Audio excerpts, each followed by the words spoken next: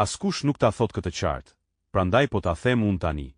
Gjermania nuk kërkon gjithmonë diplom. Po, e dëgjove sakt.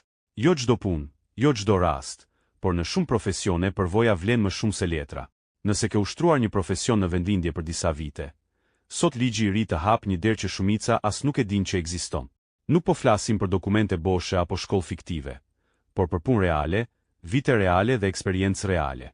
Nëse ke punuar si mekanik, elektricist, ndërtimtari, kuzhinier, në IT, magazin, shofer apo profesione të ngjashme, këto vite pune mund të njihen si kualifikim profesional. Çfarë kërkohet konkretisht? Vërtetime pune nga vendlindja, një përshkrim i saktë i asaj që ke bërë dhe njohuri bazë të gjuhës gjermane, zakonisht A2 ose B1. Dhe kaq. Pa shkollë gjermane, pa diplomë gjermane. Me këtë rrugë mund të aplikosh për vizë pune, të marrësh leje qëndrimi dhe më vonë edhe për bashkim familjar.